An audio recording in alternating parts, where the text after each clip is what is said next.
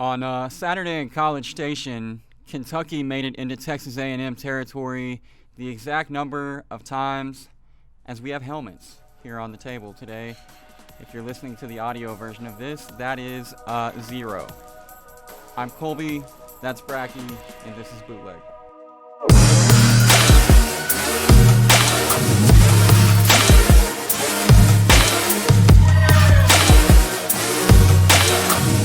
On today's show, we'll try to decipher who's real inside the AP Top 10. Lots of movement, 3 teams lost. Texas might be back, we're not sure. Should anybody be worried about Bama? We'll discuss. Their defense gave up points and yards on Saturday, and they still won by 1 million, but I feel like it's a conversation worth having. And did my man Jason Garrett lose his entire locker room on Sunday night? I have an opinion, believe it or not. So we'll dive into that, or I will. And we may have a very special guest for you. Georgia alum and Flo Money Man. That's right. My guy Michael Gunter will be on the set here talking some college football, talking some SEC. I'm sure he'll weigh in on the Dogs. But before we get to all of that, my school, bummer Sooner, man. Oklahoma gave up about 1 million points. Texas scored on 7 of its first 8 drives. And that's an offense that entered the game ranked 79th in total offense. Did you have a chance to watch the game on Saturday? No, I did not. I was I worked for Flow Wrestling as well, for those who don't know. And we had a big event in Pennsylvania. I was there, but I was following on my computer. And, you know, the first half kind of back and forth. I was like, okay, like not shocking. We all knew that Oklahoma defense wasn't great. Mm-hmm. I figured the offense, though, would really, like, get it going and get a defense, get a stop or two, maybe a turnover, and pull away. And then in the second half, all of a sudden I checked, and it was a 20-point game. Yeah. And it was like, what happened? And then we see Twitter going crazy again because Kyler Murray magic. Kyler Murray, man. Man, as a college football fan, I am sad that he is not going to be playing next year. As a West Virginia fan, I'm ecstatic he is not going to be playing next year. But he is really fun to watch. Watching the highlights, he can hit a home run. See what I did there? I do. I see what you did there. On any play. That's good. And then Dicker the kicker happened. Yeah, Dicker the kicker happened. There's not much more the offense could do. They score easy. They make it look pretty easy. They go dry a couple of different drives. But when you're giving up points on 7 drives to start the games, you're putting the offense in a real tough spot. Yeah. Obviously, Texas goes into the fourth quarter leading by 21 points. The watering hole that I was watching the game at, Texas fans were very excited. You were in Dallas, too, I was in Dallas, yeah. So I have some family that went to the game. We hung out with them on Friday night. And then Saturday, I very carefully chose our viewing location. It was pretty close to the stadium. We were in Deep Ellum, like I talked about. Initially, we were indoors. This is the whole thing. So, like, I had to – it was me, my wife, my mother-in-law, my wife's best friend, Madeline, and then a couple of other folks as well, like all joining us at this location. But because I was in charge of wife, best friend, and mother-in-law with no male reinforcement, the whole rounding up the cats and getting them to the place on time was a rather difficult endeavor. But I pulled it off. Not without drawing the ire of the missus, but one way or another, I got us there. The place opened at 10. We were there at like 9:55. We were the first people there. And it didn't fill up. You had the best seats, though. We had the best seats. That's the thing. It didn't fill up as quickly as I would have liked because I looked a little bit overzealous in retrospect. But the one thing that I did do was I guaranteed us a corner table right next to a TV. So we had a great location, but Texas fans filled in all around us. Ooh. Yeah, my Oklahoma brethren were very late to arrive. So by the time the game started, we were outnumbered about 50-3 over in our little corner. Dang. And so I had to relocate for the second half because it was getting a little too orange in there for me. But anyway, the point is, defense gave up 1 million, but the look on the face of the Texas fans around me as Kyler engineered damn near miracle at the Cotton Bowl was absolutely priceless. Can't put a price tag on that at all. even in the loss, I was kind of like a little giddy toward the end of the game because it was freaking hilarious. That touchdown run was incredible. It was awesome. Incredible. Yeah, I might have screamed in a waitress's face on that one. I'm not proud of it at all, but I didn't know who she was. I just heard a voice next to me yell out some expletives as he ran down the sideline, and I turned to her and just requested, "Let's go," in a very excited manner. No, just very meek and mild. And then she looked at me like I was crazy, and I probably was, but whatever. So Mike Stoops on Sunday night dismissed by Oklahoma. Yeah. And then you were telling me that you had read some things where allegedly he might have tried to resign on the spot on Saturday, and Lincoln told him no. Yeah, that's what it sounds like, or at least some Oklahoma media are reporting. And then Coach Riley was asked about that yesterday during his weekly press conference, and he said, "I would never get too much into the internal details. I will say this, Mike Stoops cares about this program deeply, cares about the people here, and he's had a long, extremely successful run here. He wants nothing more than the best for this program and the best for the people, the players here. This was my decision." It was one that had to be made, and it was a tough one because, we've had this conversation multiple different times, multiple different ways, but Lincoln Riley, though he may be the best offensive mind in college football and one of the best coaches in college football, still was given that job by Bob Stoops. Mm-hmm. I mean, Stoops said, "Here, it's your program now." There was no coaching search. There were no interviews. And so that type of loyalty from Bob in the direction of Lincoln would then obviously put Lincoln in a position where he'd feel like he needed to show the same type of loyalty to Mike, or I would imagine that being the case. Mike had way outstayed his expiration date at Oklahoma as a defensive coordinator. In Oklahoma's last two losses to Georgia and Texas, the offense scored a total of 93 points and lost both games. You can't score 45 points a game and lose. Right. That's pretty incredible. You say, you'll score 45, and what did they score, 50 in the shot? It was 45. I don't know, 50 something, sure. But still, if you tell somebody that before the game, you're like, okay, we're gonna win then. Yeah. But the problem is the defense gave up 102 in those games. Exactly. Oklahoma ranks 96th in total defense. They entered the game on Saturday ranked 90th in total defense. And it was a situation in Norman where, we sat here and talked about the Oklahoma-Baylor game a couple of weeks ago, and I told you that I didn't think that Oklahoma would cover because I thought I didn't see a scenario where Baylor didn't score 35. Baylor's not a very good team, not relative to Oklahoma. Right. And the way that they have recruited in Norman on both sides of the ball, it's inexcusable at this point to be 96th in total defense when you've got no less than probably the 10th or 12th best talent on that side of the ball. It doesn't make any sense. It just kind of felt like the game had passed him by and he couldn't catch up to it. It's wild. Like you said, the recruiting point is a really good one in the fact that they have the athletes, they have the playmakers, and they're just obviously not in the right positions. And because, you're seeing schools all over the country with a lot less to work with on defense doing more. Yeah, absolutely. If you want to be the elite level and win a national championship, defense doesn't have to be outstanding, as we've seen shootouts in the national championship game, but it has to be able to get off the field in important moments and get stops or force turnovers, and it just wasn't happening. No. And I don't know, it feels okay to me. It feels like the timing was about as good as it could possibly be. You never want to see somebody lose their job, but Mike was given the absolute longest leash he could possibly have expected to get. A firing or a resignation or a dismissal or whatever words you want to put on it 24 hours after a game in a lot of cases would feel rash and feel emotional, but if you give up 48 and lose to Texas and you're Oklahoma, that is a tipping point. That is not necessarily an over-the-top emotional decision in that moment.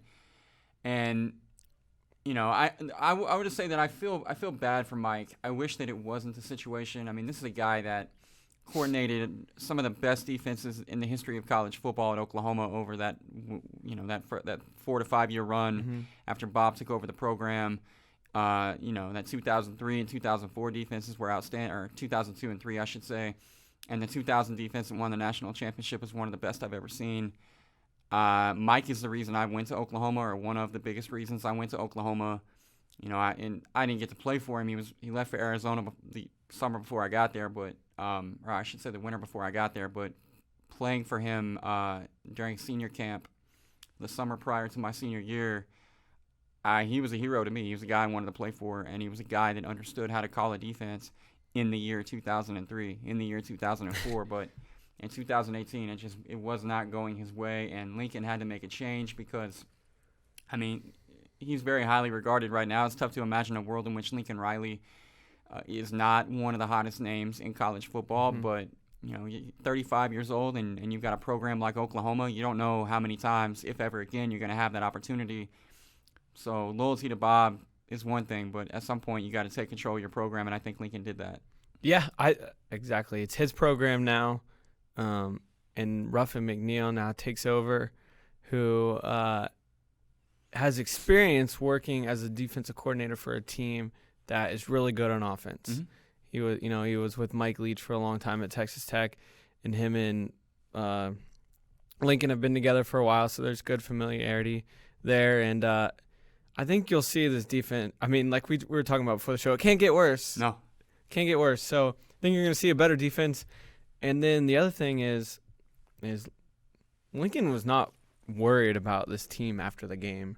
No. And why would you be? The past couple of years, Oklahoma's gone on really crazy runs.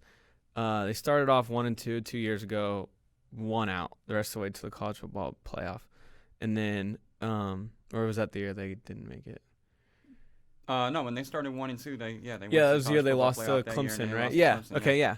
And then last year they lose to Iowa State and then win 9 in a row, go to the playoff again. So. No, that was his point. You know, my team, in the time that I've been here, the few times we've had losses, we bounce back better than anyone. Yeah. And you can't argue that point. No, not at all. I mean, look, Kyler Murray and the rest of the offense balled on Saturday. Mm-hmm. So I expect more of the same moving forward. Hopefully they get that defense right.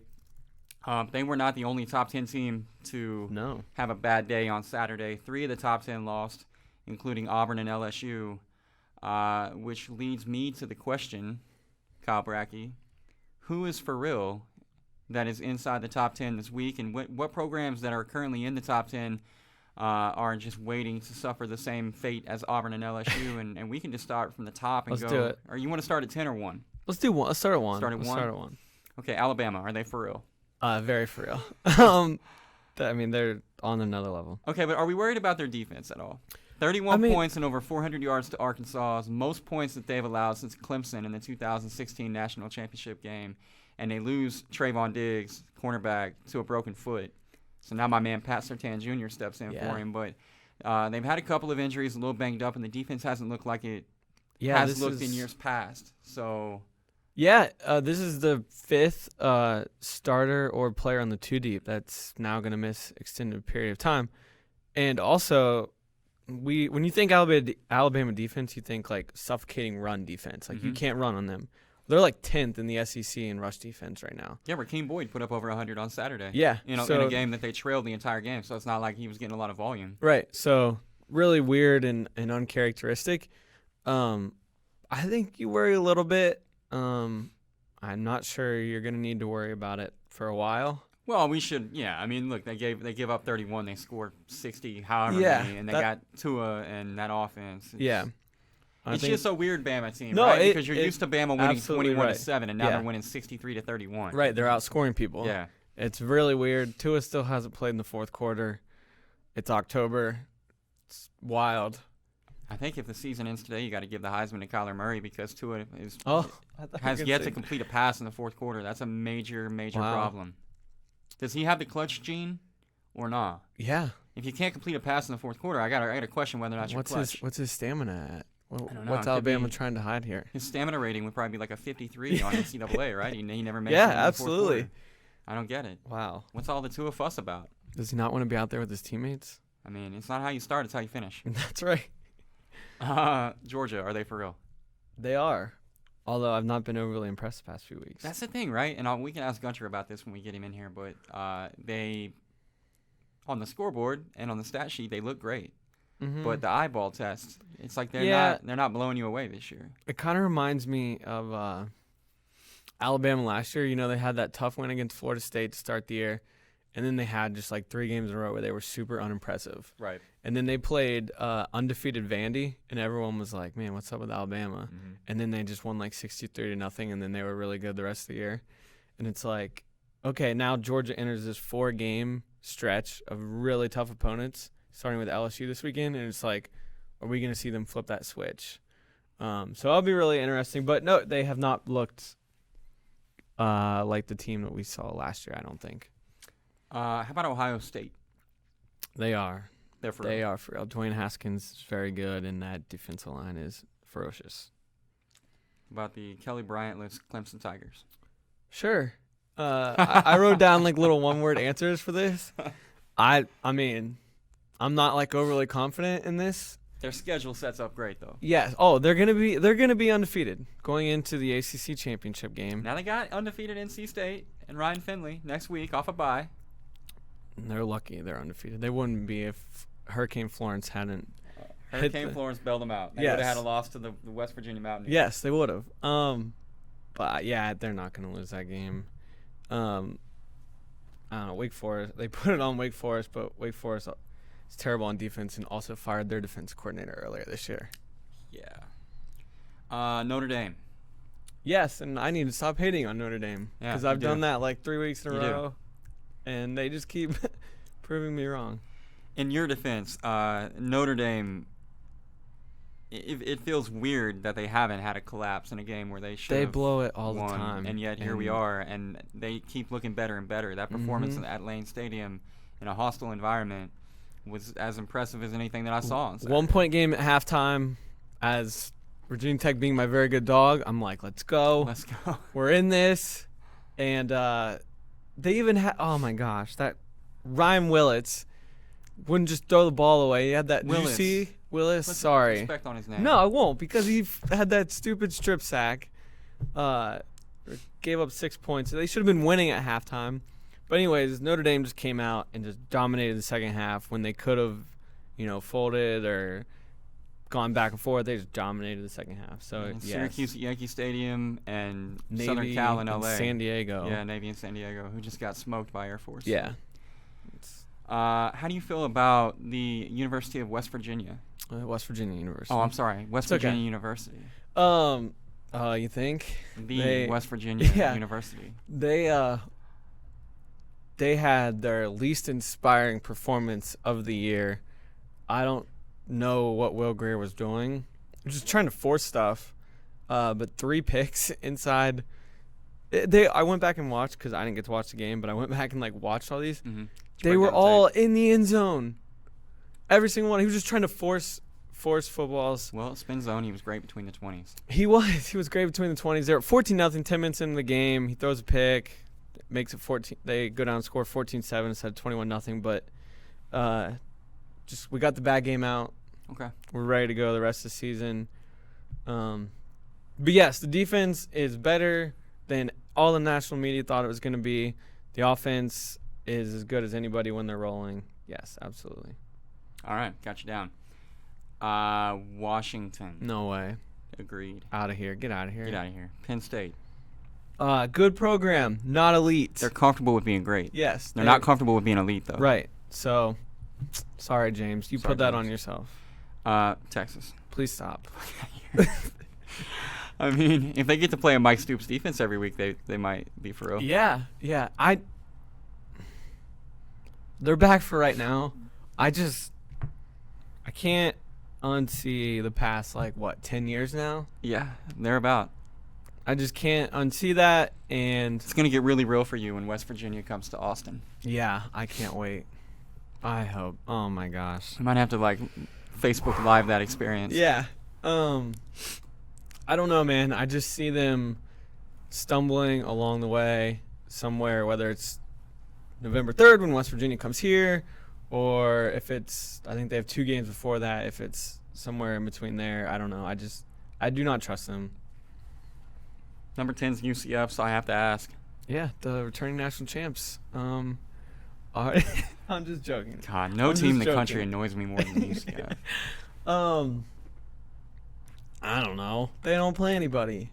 They beat Pitt. Congrats. To be for real would imply that they're one of the 10 best teams in the country. I don't think they are. They're not. I think McKenzie Milton is awesome. McKenzie Milton's awesome. He's a baller. Right. But I don't think they're one of the 10 best teams in the country. They're not going to lose, but there's literally not a scenario on planet Earth where they should be in the playoff. I agree because they're not, because the playoff goal is to get the 4 best teams, and they will not be one of the 4 best teams. Give me a 2-loss team from the SEC or the Big Ten before you give me an undefeated UCF. Concur. Don't care. Their best hope is that complete chaos breaks out. Everybody has 2 losses, and when they close the season with Cincinnati and USF, that those 2 teams are both still undefeated, because both those teams are now in the rankings at 24 and 25 and are still undefeated. Right. So that's their best hope, but I don't see that playing out. I'll text Gunter and tell him not to come in here yet because we're long-winded today. Oklahoma only fell 4 spots from 7 to 11. I don't hate it. How you feeling about the Big 12's chance at the playoff at this moment? Honestly, I think there's 2 scenarios. One, West Virginia wins out, goes undefeated. The other is, and this, I think this is a long shot. West Virginia's undefeated till the last week when they play Oklahoma in Morgantown, and Oklahoma beats them. Texas loses somewhere else along the way. Well, they would lose to West Virginia, right? Lose to West Virginia and against someone else. That way, the Big 12 game is a rematch between Oklahoma and West Virginia, and Oklahoma wins again. So then you have 2 wins over a previously top 5 team that was undefeated. And then you got to hope from other conferences. Easy for you to say. What if West Virginia lost to Oklahoma in the finale and then beat Oklahoma in the Big 12 championship? I think it depends on what happens in the Big 10. And you'd have a 1-loss conference champion who just avenged their only loss in the conference championship game. What happens if Notre Dame goes undefeated, though? Because then they're taking a spot. Notre Dame's taking a spot. I mean, if they don't lose, they're in. Bama, right. No, yeah, if they go undefeated, they're in. Bama, Notre Dame, put them in. Right. The question for me is like, okay, let's say Ohio State loses to Michigan. At which point Michigan is going to the Big Ten championship. But then Michigan loses to Wisconsin in the Big Ten championship. And now you have a 1-loss Ohio State, a 2-loss Michigan, a 2-loss Wisconsin, we'll call it. Or even if it's a 1-loss Wisconsin. God, that gets interesting, right? Big Ten champion Wisconsin, 1 loss, but it's to BYU.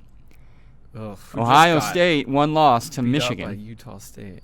Michigan, 2 losses to Ohio State and Wisconsin. Oh, man, this is making my head spin. West Virginia, 1 loss to Oklahoma, but they avenged that loss. Then put them in. Clemson's undefeated, too. Get out of here, Clemson. No, I'm just joking. They should be in if they're undefeated. But my God, their schedule has just worked out to where it's really weak this year. It's set up real nice. Yeah. Provided they can keep their quarterback healthy now that they only have 1. Yeah. Or 2. Or not, I don't know, not 5 anymore. No, not 5. LSU drops from 5 to 13 after their loss to the Florida Gators. Is Florida back? I don't know. Are they? I feel like they're not. I don't believe that offense is. I mean, if by back you mean like Percy Harvin, Tim Tebow national championship back, they're not back. No. I think their defense is really, really good. Yeah, defense is obviously really good. And I think their offense is just good enough to get by. So I think give Dan Mullen another couple of years. We'll and they'll be find back. out. They play Georgia in 2 weeks, so we'll find out a lot then. I tried to get Coach O on the show this week to tell us what he would tell his team following the loss. And he said he was going to be unable to make it, but you could take care of it for him because I guess you guys spoke and he told you what he told his team. Yeah. So he just wanted me to say that we got a good chance to bounce back here. We got the Bulldogs coming to Tiger Stadium, and we're gonna have a great atmosphere. It's gonna be rocking. Cats versus dogs, and we gotta get our jaw right. The SEC battle, and we got a good opportunity back. Joe Burrow gonna bounce back. Had a tough game, but go Tigers. Always got to get your jaw right. That's a vital In the SEC, you always have to be ready for a fist fight. You got to be ready to get punched in the mouth. Or choked out around the jaw. Yes. So last week it was you who had the most free smoke to give. I wasn't nearly as fired up as you were about Bobby P. But this week I think it's my turn to be the more passionate of the two in this segment of the show. I'm going to need somebody to get Jason Garrett and Sean Linehan out of my face, dude. I literally don't. I'm to the point now where I have gone from thinking I completely understood my favorite NFL team to now I don't understand them at all. I don't know. I know what to expect on defense. It's very I know the defense is going to ball. I know Rod Marinelli is going to bring pressure. I know we're going to get to the quarterback. I know our secondary is going to hold up. Now I know I've got an all-pro caliber linebacker in Jalen Smith who played his ass off on Sunday night. He was so impressive, chasing down Deshaun Watson from everywhere. How fast is he? Yeah, it's insane. That's the type of player that you as a Cowboys fan, you would fantasize about having that type of player when you drafted him. That's the top 5 caliber linebacker that he was prior to the knee injury. So, I mean, I'm not saying he's the exact same makeup of player that he would have been, but he's a guy that can start for us for the foreseeable future. Absolutely. In the middle of the defense. He'll be making Pro Bowls. It also appears that he doesn't get hurt as much as Sean Lee. He just kind of had the one freak thing. Yeah, just the one thing, not the minor thing every 3 weeks. Right. But that's why they drafted Leighton Vander Esch, who also has looked pretty good for the Cowboys. He has been very impressive. So it's weird because used to, if Sean Lee didn't play, our defense was going to be atrocious. But now we're pretty shored up in the middle of the defense at the linebacker spot with Leighton Vander Esch and Jalen Smith. And again, great cornerback play. Our safeties, who are the weak spot on defense, have not really been exposed that much, which is nice. And the defensive line is fantastic and still not at full strength. Offensively, though, where we were dominating opponents 2 years ago, I say they, my favorite team, but they were dominating opponents 2 years ago with the 2-1-4 offense. I don't even know where that offense is. I don't understand Linehan at all. I'm trying. I try every week. I try multiple times every week. I don't get it. I don't know where the play action was on Sunday night. I don't know where the zone read that basically beat the Giants by itself was on Sunday night. Where's the Tavon Austin misdirection in the second half after Houston showed you that for whatever reason they were going to treat him like he really did. 98 Marshall Faulk. Yep. I mean, like it was crazy. And then you just went away from it. You never come back to it. I always see flashes of brilliance from that offense, and yet it's never sustained. You'll see a drive where you're like, oh damn, that was pretty good. Yeah. Cowboys might be there. But then we go the rest of the game or the rest of the half and just look anemic on offense. That passing offense is broken. It's broken. And you can't really even point the finger at Dak, much as you might like to just do that because it's simpler to say, hey, our quarterback isn't playing very well. Dak played well enough to win on Sunday in what was really an ugly game. He still did enough to win the game, but he's got guys dropping balls. Special shout-out to the front office for putting Allen Hurns and Deontay Thompson and Cole Beasley and Blake Jarwin around him and thinking that was going to be enough. We got a former Baylor basketball player who still doesn't know football plays out here. And he had a catch. I saw it. Yeah, he did have a catch. And it was like, I mean, it was the greatest thing you've ever seen except for the fact that you realize that like 3 plays later he doesn't know the play and he has to come off the field for like 2 back-to-back series. Dak needs talent around him. We're seeing the worst version of Dak right now. And Linehan's not helping anything with the play calling. And while I don't understand Linehan, I do understand Jason Garrett. He's a bland, unimaginative coach who is the anti-McVay, perpetually around 500. And much as I hate to overreact and much as I wanted Jason Garrett to be the solution because he is a Cowboy, he was one, you know, like I like that. The former Aikman backup that comes in and, you know, leads the team to glory again. I wanted that storyline for him, but he is who he is. And 500 is not good enough with this team. I'd rather bottom out and reload and come back and win 12 or 13 games if that's what it is. But this team is talented enough to win right now. Absolutely. And then last year it was the Zeke suspension is the reason we're not winning. And this year it's the Travis Frederick illness is the reason we're not winning. It's always something, but the one constant in all of that is that Jason Garrett's a guy, wearing the headset on the sideline. So, on 4th and 1 from the Houston 41 the other night, and you punt in an area on the field where 79% of the league goes for it there, and 67% of the league, or 67% of the time they convert, none of those teams have Ezekiel Elliott running behind Zach Martin. Yep. They had that, and instead he chose to punt the ball away, and in the process he basically cost his team any shot they had to win. And you hate to see when a coach doesn't even allow his players to go out there and win the game for themselves. Do you have anything to add? No, we talked about the show before this, and you mentioned Zeke and the offensive line. And another weapon, too, is just Dak and his feet, And like you mentioned, where was the zone read? They ran zone read against the Giants and it looked like Dak at Mississippi State, and everybody was like, oh, that makes total sense. That's the offense that he should be running, and then you don't see it again for 2 weeks. And then you look at what Texas does with Sam Ehlinger. Dak would do that really well. He did that at Mississippi State, just a QB power. Yeah. He's going to fall forward for a yard. Yeah. I promise you. Yeah. He's going to. I mean, it's literally the best possible team. I mean, it'd be a better team if Travis Frederick was playing center, sure. Just so conservative and man, what are they doing here? And then sure enough, the Texans go right down the field. Oh, you knew? I knew as soon as they punted the ball away. Yeah. That was what was going to happen. I didn't know DeAndre Hopkins was going to hit the circle button 5 times. He's really good. Man, I don't know. I'm just tired of watching it. It's the same thing every week. We're gonna struggle offensively in spurts, and we're gonna show flashes of what the offense could be and not sustain it, and the defense is gonna carry the offense on their back. All the while, we're wasting a window where the defense is good enough to win a championship. We're wasting year 3 of Ezekiel Elliott's career, and Zach Martin, Tyron Smith. These guys are only getting older. Mm-hmm. And so I don't know. I'm having trouble being patient at this point, and I think that it's time for a change. I think it's probably been time for a change, but I didn't want to admit that. And then the 13-3 season in Dak's first year kind of rejuvenated the program, gave us some hope for the future. But I'm not feeling much hope right now. Well, the good news is to help that passing attack next week, the Jaguars come to town. Yeah, so we'll be fine. It'll be great. Can't wait. It's gonna be awesome. Good God. All right. At least your team can make a field goal.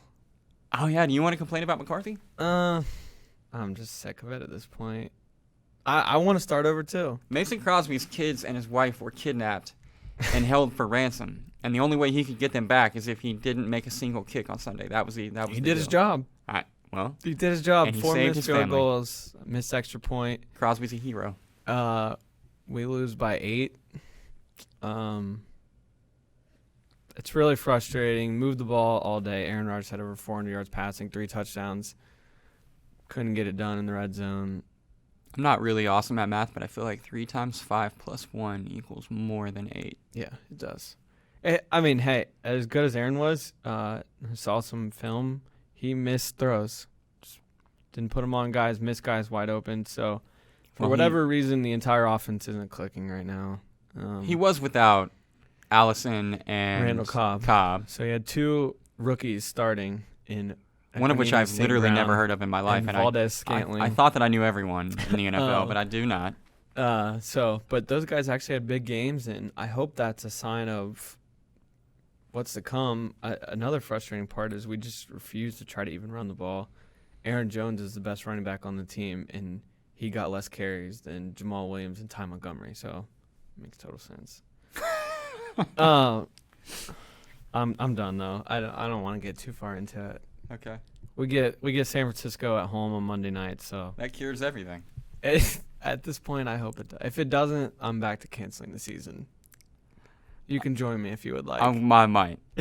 Knowing the Cowboys, they'll put up 30 and beat the Jags on Sunday and reel me back in. Here's what you need to worry about.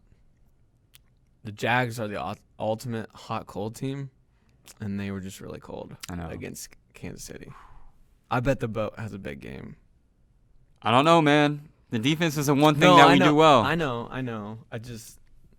They literally just go back and forth every week, so just be careful. Okay, I'm careful. I may not even watch. I don't know. We'll see how it goes.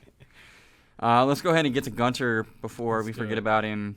Georgia dude, and I don't even know that he really requires an intro because he'll be here in just a second, and then I'll let him introduce himself. As promised, we are joined by the great Michael Gunter, the pride of the University of Georgia, and he's here to talk about a little SEC, a little college football. He wanted to get in on the cover 4, Bracky. He thinks he can do better than me and you.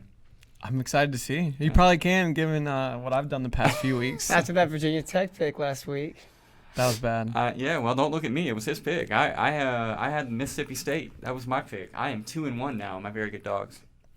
I think you're 3-1, dude. I'm 3-1 now, my very good dogs. Yeah. You're a very good dog. Am I 3-1? I think you were 2-1 last week, and then you won again. Who did I get? I got Army, North Texas, and Mississippi State. Yeah, you're 3-1. I'm 3-1. I'm glad you're here. Help my winning percentage. We can just jump right in, guys. I made a list of games that Gunter was interested in, so I'm going to purposely avoid those games so he looks really stupid. Let's do it. You know what? No, let's be nice. Let's start with the Southeastern Conference. And let's it. start with Florida at Vanderbilt.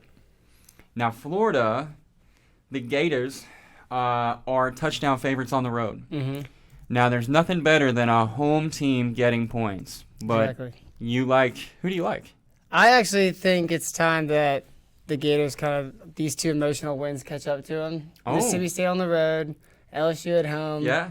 Vanderbilt, they're coming back home after getting waxed at UGA. I think Florida looks ahead to a bye week, and then they have to play Georgia after that. Overlooks Vanderbilt. Vanderbilt's got an experienced quarterback that won't turn the ball over like Burrows did. It's at least within one score. Shots fired at Joe Burrows. I'm glad you're here because I thought I liked Florida, but you may have talked me out of it. Bracky, you have an opinion on that game? I would lean Florida just because of that defense. That defense is nice. Yeah. They are. Did he sway you a little bit, though? You can be honest. Oh, absolutely. Made me think about it. Yeah. Oh, yeah. don't you? You No, guys I'm just buttering serious. me up on my first show. This one's a layup. Texas A&M, 2.5-point favorites on the road at South Carolina. Spoiler alert, I love the Aggies in this spot. Yeah, Tell me why I'm wrong. No question. I'm not wrong? Not at all. I think Carolina getting by Missouri at the very end wasn't that impressive. I think Williams-Brice is not what it used to be.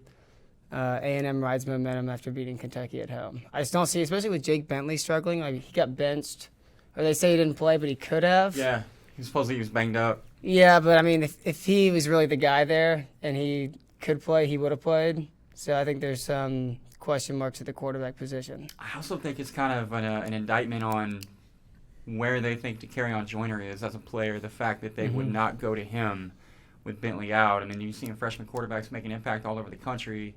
Seems like a pretty convenient spot to get Joyner involved, and they chose not to do that.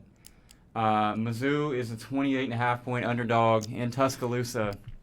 I know I like the first half line. I don't know that I like the 28.5. I couldn't agree more. Bama has not covered the last 3 games, and because of that, they give up the spread in the second half when they put in second and third team. I mean, your boy Story put up some points on him last week in the second half. I was telling Bracky earlier in the show, the Hogs are the first team since Clemson in the 2016 national championship game to score that many points. No way. Yeah, 31 points is the most in 20 games against the Alabama defense.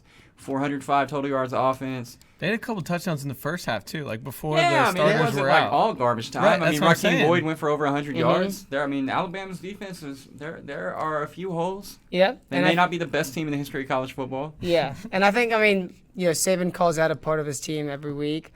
I don't think that, this second and third team defense is going to feel like they need to respond to Mizzou when they're already up by 2-3 scores, 4 scores. I'm with you. I think Locke keeps it within 4 scores. Kyle, you have an opinion on that game? I agree. Missouri will cover. Missouri's going to keep locking there against those second and third teams, and he's good enough to pick those guys apart. No question. So if his guys will catch the ball for him. That's the thing with Drew Lock is every week. I mean, you look at his stat sheet, that's not that impressive, but if you actually watch the tape, he's throwing balls into the hands of guys that just aren't pulling the football in. It looks a lot like the Dallas Cowboys of the NFL. As long as there's no turnovers, they should be fine. Yeah. I think even with some turnovers. Yeah. As long as he's not running for his life against the third team defense, too. He needs a little bit of time. The Vols, who have been an absolute train wreck thus far, are getting 15 at Jordan-Hare. We like Auburn. We like the Vols. What are we thinking? I like Tennessee, actually. I think Auburn is a mess right now. It doesn't look it from the outside. Look at it. They still are a ranked football team, but the offense is struggling. And apparently, talking to other people, Stidham just has no control over this team. The team is split on how they think about him. They're split about how the team calls plays because Malzahn is kind of the filter from Chip Lindsey into the team. So I think with all that going on and really players playing for themselves, I think Volunteers can at least keep within 2 scores against a team that just doesn't push the ball down the field. Yeah, the offensive line play has been terrible for Auburn. They can't get anything going on. They look lost without Kerryon Johnson. But Stidham also has got a lot of kind of Jeremy Johnson to him, where you feel like this is a guy that should be able to take over on paper. But then when you actually watch him play, one of the primary reasons that Mississippi State was able to do what they did was because their defensive front is so talented. They were in his grill all night long. I mean, Montez Sweat and him, I'm sure he never wants to see Montez Sweat again in his life. Or Jeffrey Simmons. Or Jeffrey Simmons, no question. God. And when you pressure Stidham, he changes. He's not the same player as when he's got time to throw. And it's a whole lot easier to pressure him when you don't have to worry about the run. So I agree. I think Auburn might be a 7-5 football team before all is said and done. Ole Miss is at Arkansas. They're 6-point favorites, which makes sense. Can the Hogs pull an upset? Can Chad get one? Shootout for the century. You think? Yes. Lots Take and the lots over. of points. Hammer the over. Lots of points. I don't even know what it is. As long as it's not in triple digits. Anything under 90 and you're good with it? Okay. Exactly. And 70. Yeah. 70? Mm-hmm. Take the over. Take the over. And then while you're at it, take Arkansas. Sure. Okay, great. Why not? We'll pick. Who's Ole Miss beaten? Texas Tech. Texas Tech's the best one. Oh, really? Yeah. But then they almost lost to Kent State. Who was the weird directional school that they were? Eastern Illinois. Hang on. Tech, A&M or something like that, yeah. Yeah. Bracky's going to Google. It's riveting. I'd love to know. Type fast. Hurry. Go. Enter. Search. Putting pressure on me. Southern Illinois. There you go. Thank you. And then they had to pull away from Kent State in the 4th quarter and then had a big win last week over Louisiana Monroe. So. Oh, there you go. So the only real defenses they played, these are real defenses, but Bama and LSU combined what? Under 20 points? But all the others, they just score like crazy, give up points like crazy. Yeah, so 52-45 Hogs. I like it. Your beloved Georgia Bulldogs have got a big one this week. 7.5 point favorites. It's been at 6.5, 7.5. It's hovered around 7, which I think will be the number. First of all, take a step back and just assess the Georgia program at this point in the season for me, if you would. Certainly not upset with anything. I mean, I think, anytime you go to the national championship, anytime that your coach is, the guy that was coaching under Saban for years and years, expectations go through the roof. So we are wanting our teams to, so they say good teams win, great teams cover. We want them to cover every game. And it's just unrealistic in the SEC. Like, a win is a win. So I've been very happy with what I've seen so far. A little disappointing on different levels of the defense, especially the linebacking play. And you're obviously going to miss 27-1 on the run game a little bit. Oh, sure. But, I've been impressed. I'm very happy with where they are. I think they need to continue to get better each week, which good young teams do. Definitely starts on Saturday. Will we get to a point, do you think, when Justin Fields starts to be injected a little bit more into the offense, and we're just going to roll with Fromm? I was a little surprised that we didn't see him as much as we have so far. Part of me is, I don't know if it's hoping or guessing, that we've kind of kept some wrinkles out of the offense because we haven't needed that. Sure. So, again, we'll find out Saturday. Whatever's in the playbook is going to come out. There's no way this game is not close for at least 3 quarters. At least I don't see that. Especially, I think it's going to be a low-scoring game early on. Georgia's offense has struggled in the first half. That place is going to be loud as anything. I think it's going to be close. So I think those wrinkles are going to need to come out early and often. But I do think we'll see, I don't know, at least 10 to 15 snaps designed for Fields to run the RPO, or even just even his direct snaps that are sweeps all the way are going for 5+ yards every time because he's actually kind of a big guy. Yeah. I mean, he's a hell of an athlete, good-looking player in pads. And so selfishly, as a fan of college football, I'm wanting him in there. No disrespect to Fromm at all. I just think he's electric. And I'm a Fromm guy. Okay. Well, like I said, no disrespect to Fromm. I just want to see Fields get in there one way or another So 7.5 points. Yep. How do you like it? What side you on? I mean, I'm going Georgia. I think so. Georgia, actually, though, I didn't even know this until today. Georgia's 9-2 in their last 11 games against the spread on the road against teams with winning records. Oh, that's a good stat. So again, he came armed with the against the spread stats. Yeah, that one I'm proud of. I'm not coming in with any bad stats, but I mean, look at how they played on the road against South Carolina this year. The only real hostile environment they've gone into, and they just absolutely waxed that team. And LSU, their schedule's not looking as nearly as great as it was, a couple weeks ago. Auburn, we already talked about. Miami having to claw back against just a terribly unmotivated Florida State team. Classic Rick. I think it's a one-score game. Don't let Coach Rick coach you, man. I'm telling you. So in fourth quarter, I think they keep it one possession. And then finally on both lines of scrimmage, I think offensive line for LSU wears down. Georgia gets a late score to win by 14. Oh, okay. There it is. What about you? That's enough talking from me. Bracky, well, I think we need to, first of all, if I got to take a side there, at 7.5, I'm going LSU. Yeah, the half at 6.5, I might be more inclined to go Georgia. Mm-hmm. But in Death Valley, I know. Tough place to play. I think Georgia gets out of there with a win, but I don't. Yeah. Trust me, in that stadium, all I'm going to want to do is walk out with the W. I don't care how we get. Question. I can tell you that definitely will not be on my betting slip this weekend. I'm staying far away from that game. Don't bet on the dogs. Kyle, get us out of the SEC. Let's go somewhere else. Let's go to the ACC. Georgia Tech just absolutely destroyed Louisville. Mm-hmm. They didn't punt the entire game. They completed one pass for 12 yards and ran for like 600. Well, at least it was 12. Yeah. That's all they needed to do. You didn't take the check down. Yeah, we talked about this last week. This is Bobby Petrino's last year in Louisville, and that game. Have you seen his buyout though? I know. We didn't talk about his buyout. I know that's true. We didn't. We talked about it off air after the show, but I don't know how you can keep that guy around. But anyways, Duke is plus 2.5. Georgia Tech's 2.5-point favorite. If you look at it that way. I think that is an overreaction to what they just did to a really bad Louisville team. Duke is top 30 in the country in rush defense. They had a bye week last week. They've had 2 weeks to get ready for this triple option. I'll take Duke plus 2.5. Assess. I like it a lot. I think the best point is the bye week is understated in terms of having that before that offense. Mm-hmm. If you can get over a week to get your defense mentally prepared, have them know their assignments rather than rushing to learn this random offense in the middle of your season. Georgia Tech becomes completely one-dimensional. And playing, is it in Atlanta? It is in Atlanta. That is not a scary road environment whatsoever. Not at all. Rather inviting, actually. Yeah, exactly. Rather inviting, yeah.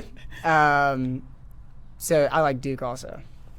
Can I tell you what potentially my favorite game of the week is? Please. Northwestern is laying just 4 points at home against Nebraska. I had this one too. Did you? Yeah, no, this is great. Would you believe me if I told you that it opened at 10? No. And it's already down to 4? Opened at 10, already down to 4. I freaking love it. Give me Northwestern laying the 4. I don't get it.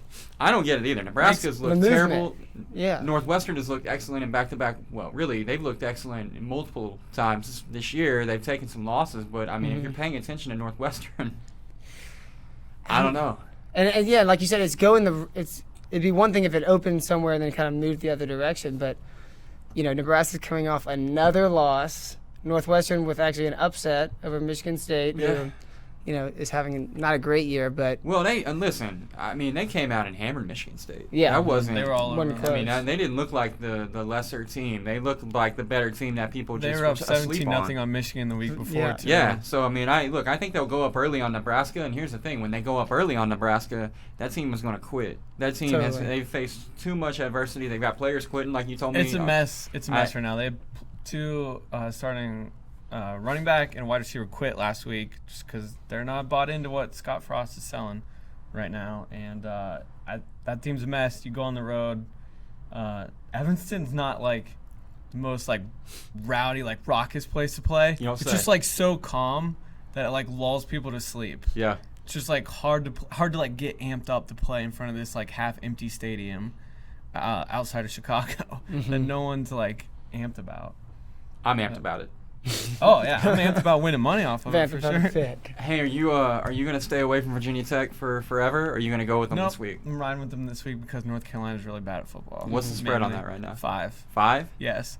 North Carolina offense is atrocious. They'll turn the ball over. Give me Bud Foster versus that offense all day. The only thing stronger than your hate for Notre Dame is your hate for North Carolina. It's not hate. It's just like it's a terrible football team. Speaking of coaches last year, and it's easy money. It has to be Fedora's last year. Oh yeah. Shoot. Yeah, Come on. definitely.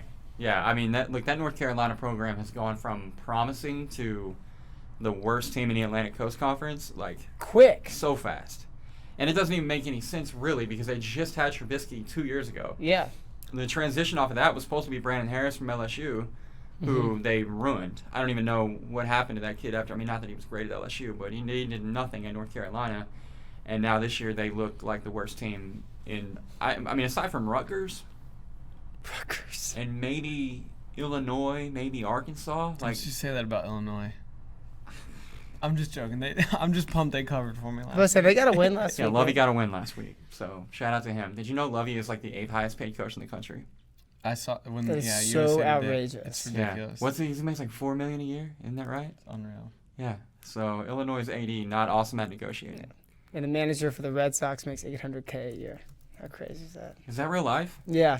They're talking about comparing college coaching salaries to that. Oh my God. Absolutely nuts. Well, to be fair, I mean, the Red Sox manager has only taken his team to the ALDS and probably on the heels of World Series berth this year. Lovie Smith, $5 million. Oh my God. There you go, $5 million. $5 million. Is that more than he made in Chicago? Might be. Might really Where he be. went to a Super Bowl? Yeah, but I guarantee that's more than he made in Chicago. But here's the thing: he was unemployed. It's not like they even had to win a bidding war. Like Lovie Smith had no other bidder, and they were just like, "Here's $5 million." Like, relax. That's ahead of Gary Patterson, James Franklin, Lincoln Riley. A bunch of guys. Chris Peterson. That's more than Kyler Murray. David Shaw. That is more than Kyler Murray. I think I'd rather have Kyler Murray coach my team right now than I would Lovie Smith. I would. Let's go Kyler Murray player coach. Yeah, I like it. 4.7 over Lovie at 5. I'm down with that. All right, any other games that stand out to you guys? I'm looking at your picks here, Gunter. You've got Colorado at USC was one that I liked. I actually like USC there. I think Colorado's schedule is an anomaly. Like it's not painting the real picture. They have 5 wins, but 5-0. Those teams they've beaten in total have 5 wins. And they've only left the state of Colorado. Bracky was telling me this earlier today. Once out of 5 games. To play Nebraska. So they go on the road next week to USC, and then after that to Washington, and they'll lose both those games. Yeah, so 5-2 Colorado here in 3 weeks. 5-2 Colorado. Did we already talk West Virginia? Giving 5.5 at Iowa State. I'm looking at you. You know me. We talked about this before the show too. I am nervous about this team every single week, and I don't like to bet them. I don't know. Iowa State always gets somebody at home. And it's a night game. But I am glad that we played bad last week because I think Will come out motivated and locked in this week. You said that came down too, right? Didn't that start a lot higher? I don't know. Oh, okay. You're lying. I didn't actually say that. All right, I don't my have bad. any idea where that thing opened, but I do know it's at 5.5 according to what Gunter has for me here. Then yeah, hammer him. And he knows math better than me, so it's probably. That has nothing to do with those lines I gave. I like West Virginia too. I think they should have scored a lot more against Kansas. The only reason Kansas hung around was because of 3 picks. And all in the end zone. Yeah. That's what I heard. And Iowa State, they always get their one big upset. I think they got that last week. Yeah, I hope they did get that out of their system. Yeah, and it's demoralizing to have all these moral victories over and over again. You get close against Oklahoma. You get close against TCU. I think West Virginia will cover. Okay. I love it. I mean, I'm a massive Mountaineers fan. I think they're going to smash everybody and score a million every week. So, at Iowa State, I will say Ames is kind of a tricky place to win. But yeah, I know that all too well. But, I still like 5.5. This will be this quarterback's, second game for Iowa State? Yeah, but, man, I mean, I'm the worst person to tell that to because it doesn't matter if Oklahoma plays Iowa State and I'm playing quarterback for the Cyclones. We got a shot. Like Oklahoma just cannot win, and they can win, but the Ames is always tricky. Iowa State is always tricky. They scare me. Both teams from Oklahoma can't handle Iowa That's true. State. Yeah, something about the trip from Oklahoma to Iowa. Yeah. Or when Iowa comes, it doesn't matter. I don't believe West Virginia has lost in Ames since we joined the Big 12. So we do not share the same problem. Right. I got it. Okay. I have any one other? more. Yeah, you got more? Give them to Just me. one more. Wisconsin plus 7.5 against Michigan. I have that on here. That is way too many points. Wisconsin's like 16th in the country in scoring defense, and I just don't see Michigan's offense scoring enough points to cover that. See, this is like a field goal, like a 16-13 field goal game. Classic Big Ten score. Yeah, exactly. Run the ball, run the ball, run the ball, punt the ball. What do you think? I don't know. You like I don't Michigan know. here? I like the way Michigan is trending right now. I do too, and I probably would pick them to win this game straight up, but I don't like them covering 7.5. Okay. Also don't like Harbaugh in big games. Does this qualify? It's a ranked opponent. 5-8 against ranked opponents. Yeah, it's a. And yeah, I don't know. I like Wisconsin too. 7.5 is a lot. Well, normally I have their helmet on the table, so go Badgers. I'll go for it. The last one I have for y'all that I kind of am curious about, because I think this team's a lot better than where their ranking sits, is Oregon at home against Washington. After losing 49 last year to Washington. You like Oregon? Yeah, I do. I got plenty more where that came from. But Yeah? I got to save it for the good dog segment. But yeah, Okay, I got gotcha. plenty more where that came from. Okay. Just a preview. I just had to Uh-huh. make sure we're on the same page. No, I got some of that. Do you have a very good dog? Did you prepare a very good dog? I didn't. I should have. No, that's okay. I'll kick you off the set this time. But next time Okay. you should prepare a very good dog, and you should come back with that. Okay, That's I what will. the people need to see. Okay. They gotta get that money line bet in. Okay. This week, my mind is focused only on one type of dog. Oh yeah, Wrigley had a little trip to the vet. That's right. Or I was kind of thinking about my Georgia Bulldogs, but Wrigley also. Yikes! She's like watching me out there, like I heard what you said. Sorry, Wrigley. Sorry, Wrigley. Wrigley got fixed. Too tight. Yeah, it's gonna take That's at least tough. 10 days for him to earn the trust of the dog again. Yeah. And that's how it went for me anyway. Oh yeah, she hadn't talked to me since. I don't imagine. That's so sad.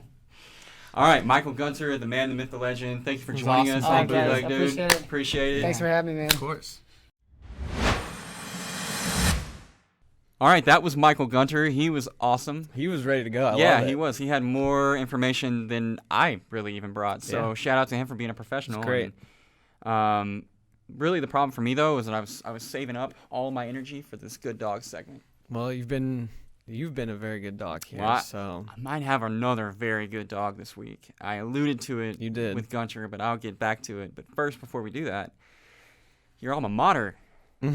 Tell me about So sometimes get out of a funk. it. Mm-hmm. You got to go back to Old Reliable. Yeah. And Ohio. I'm repping them today. Yeah, let's go. Getting 4 points on the road at Northern Illinois. Now, we talked about this a lot. Probably more than any other football podcast in the country. Ohio just thinks they have to start the game down at least 14-0. Well, They did so they last like a week. challenge. Yeah, apparently they did so last week against Kent State again. Came back and won. But Northern Illinois, Ohio's defense is really bad. 124th in the country Yeah. in total defense. But the good news is 508.8 yards per game. I just Ugh. wanted to say that into No, the mic because I that's- actually knew that fact, and that's that was a not good good. one. But the good news is that Northern Illinois offense is 124th in the country on their own end of the ball, and they only score 16 a game. So that makes me feel pretty. And their defense is not anything special. Give me Nathan Rourke, Malik Irons, AJ Alouette. We have 3 Canadians on that team, by the way, I on didn't know that there were- offense. Okay. That Oh, just Canada. that are we found them somehow. We got this connection from Athens to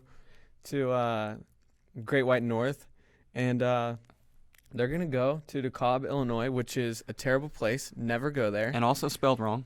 Yeah, it's a miserable place. Don't ever go there. But Ohio wins outright. I don't know why Northern Illinois is favored, if we're being honest. Count your money. Yes. Go Bobcats. All right. All right. All right. This is the moment we've all been waiting for. The man who is 3-1. Who do you have? Well, I've got the Oregon Ducks. Okay. Giving 3 points to the Washington Huskies at home. Probably wearing awesome uniforms, if I had to guess. You know they are. Only swag there. I expect the uniform game to be strong, and I'm a sucker for good uniforms, so we can start there. Here's the thing. Oregon should be undefeated. Oregon is one of the most talented, explosive offensive football teams in the country. Mm-hmm. And Washington just hasn't inspired a whole lot of confidence in me thus far this year. I feel like Washington, in large part, is living off the reputation that they came into the season with, far more than they're living on any sort of points based off their performance thus far. And then, you dig a little deeper, and you learn that Oregon has won 8 out of the last 10 against Washington. Oh. Which is surprising, right? Because you think Oregon's been kind of down and Washington's been kind of up. Trendy, yeah. Well, as it turns out, the Ducks still kind of own Washington. Dang, that's a good stat. And then you dig a little deeper, and you find that Washington is 1-6-1 against the spread in its last 8 games at Oregon. Okay. That feels pretty good to me. Absolutely. And then you look a little deeper, and you find that Oregon is 12th in points per game and 15th in yards per game on offense, and Justin Herbert is averaging 10.4 yards per attempt, and you think, well, how will that play against that Washington defense?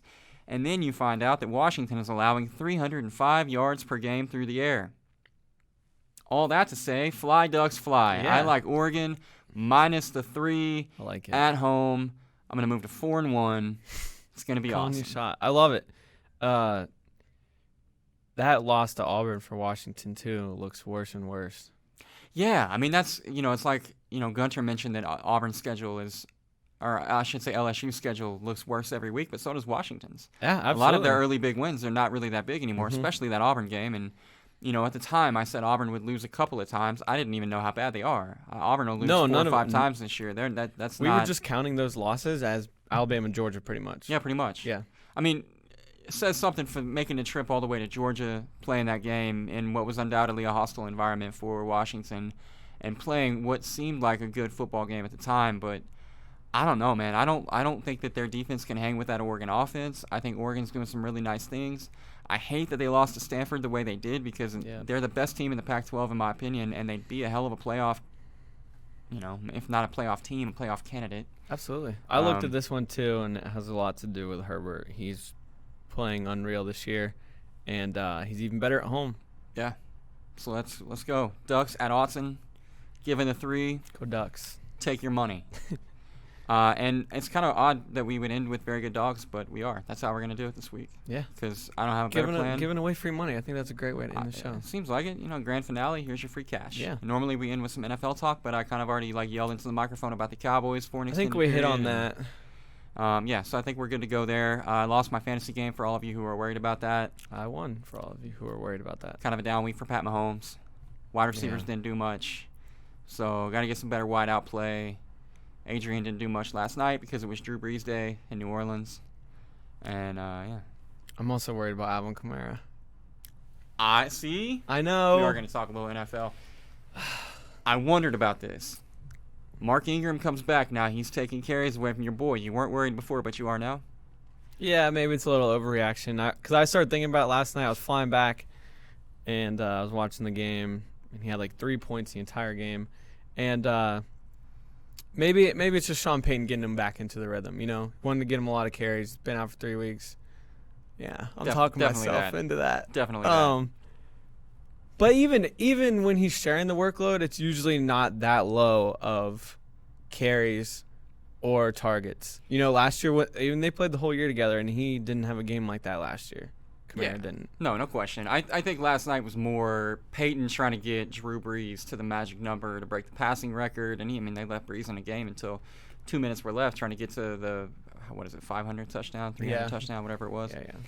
So I don't know, man. I wouldn't panic yet. No, I'm not. You'd be okay. Did you cry when Brees broke the record? I did not. That was outrageous. What was that guy doing? He acted like Drew Brees had just been murdered in front of him. I don't know. That was people unreal. People are weird. All right. I guess we're really done now. Are you going to cry now that the show's over? Yeah. Don't be sad that it's over. Just be happy that it happened. Yeah. Are you going to come back next week?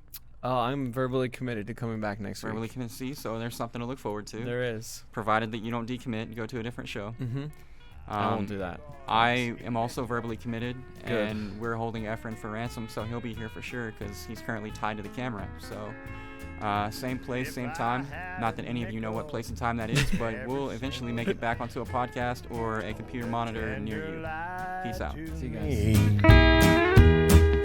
I could take a ship out on the ocean blue and sail it far across the sea. And if I had a dime for every valuable